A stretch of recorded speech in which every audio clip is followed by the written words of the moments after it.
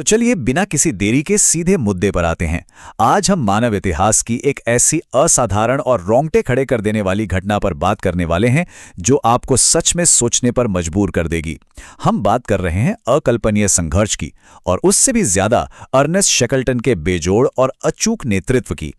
साल 1914 की बात है। एंडोरेंस नाम का एक जहाज अंटार्कटिका को पार करने के एक बेहद महत्वाकांक्षी अभियान पर निकला था। लेकिन यह सफर बहुत ही जल्द एक भयानक क्राइसिस, एक जानलेवा संकट में बदल गया। अब यहां समझने वाली बात यह है कि जब आपके पास न कोई तकनीक हो, न मदद मांगने का कोई तरीका, तब केवल और केवल एक बेहतरीन नेतृत्व ही आपको मौत के मुंह से वापस खींच सकता है।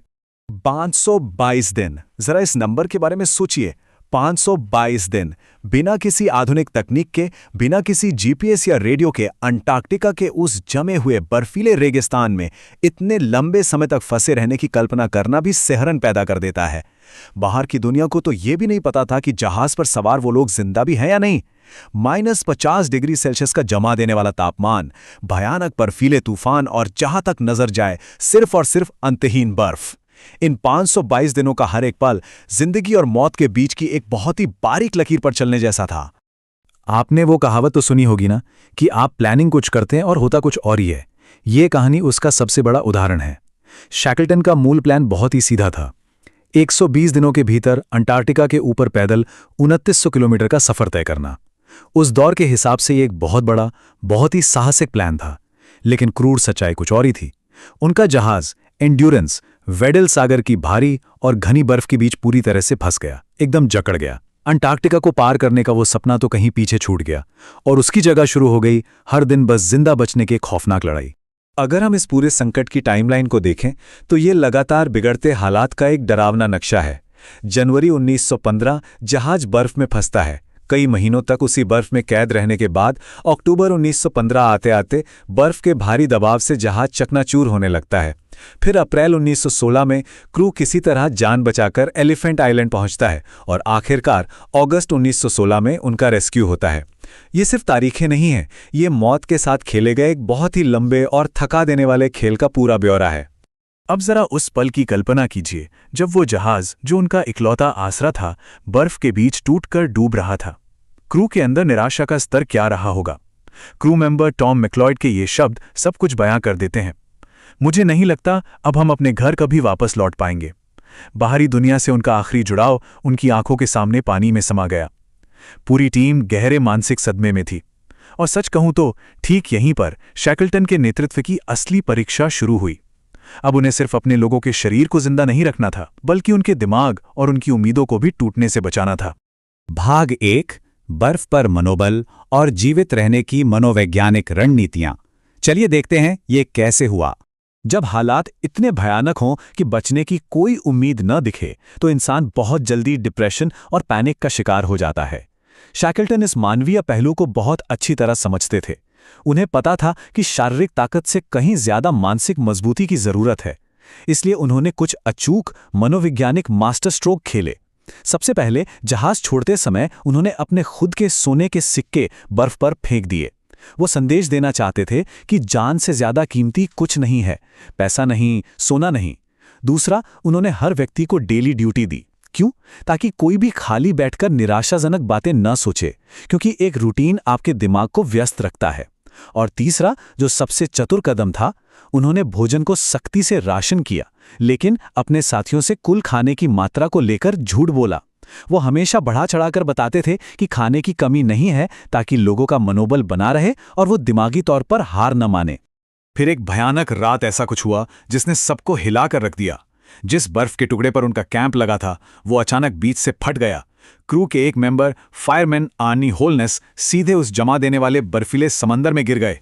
उन्हें किसी तरह खींचकर बाहर तो निकाल लिया गया, लेकिन हाइपोथर्मिया का खतरा बिल्कुल सिर पर था और आग जलाने का कोई साधन नहीं था। तब शैकल्टन ने तुरंत एक कड़ा आदेश दिया। होलनेस को पूरी रात बर्फ पर चलते रहना होगा। वो एक पल के लिए भी रुकेगा नहीं जब तक शरीर की गर्मी से उसके गीले कपड़े सूख न जाएं। सुनने में ये बहुत कठोर लग सकता है ना, लेकिन शैकल्टन के इसी तुरंत लिए गए फैसले ने उस रात होलनेस की जान बचा ली।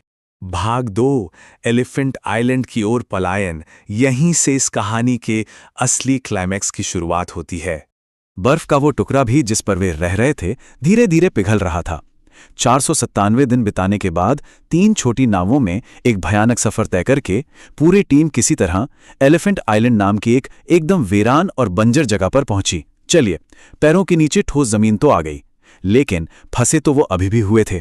शैकल्टन के सामने अब बचने के 3 नामुमकिन से विकल्प थे। केप हॉर्न 800 किलोमीटर दूर, फॉकलैंड आइलैंड्स 880 किलोमीटर दूर, या फिर साउथ जॉर्जिया आइलैंड जो सबसे ज्यादा 1300 किलोमीटर दूर था। अब नॉर्मली कोई भी इंसान सबसे पास की जगह चुनता, राइट? लेकिन शैकल्टन ने सबसे लंबी दूरी वाले साउथ जॉर्जिया को चुना।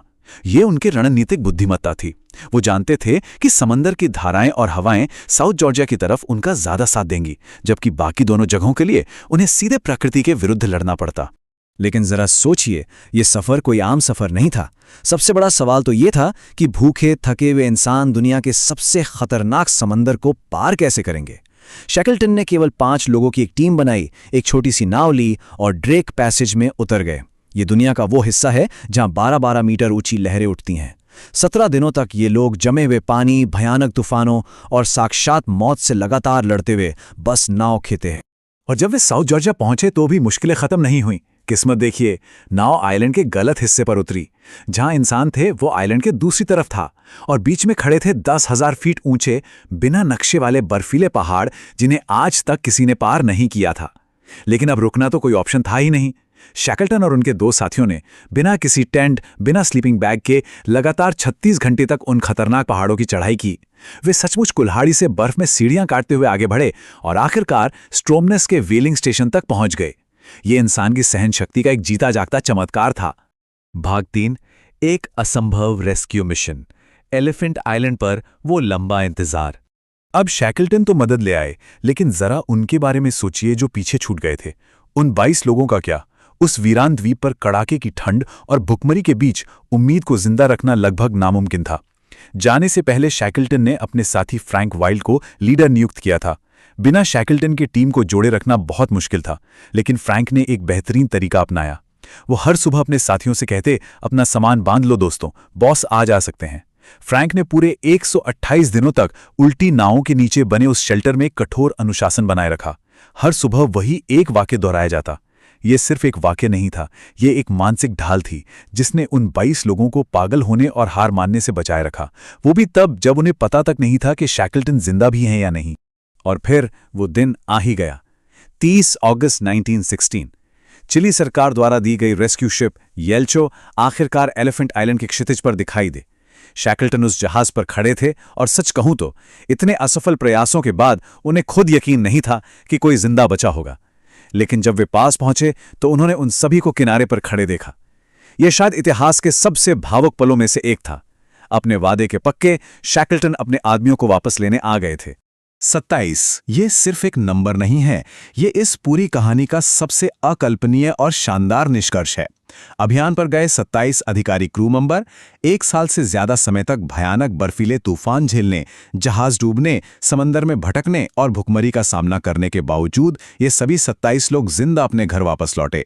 एक भी जान नहीं गई, और ये कोई किस्मत का खेल नहीं था, ये था उस बेजोड़ नेतृत्व का नतीजा जिसने हर कदम पर इंसान की जान को अपनी सबसे बड़ी प्राथमिकता माना।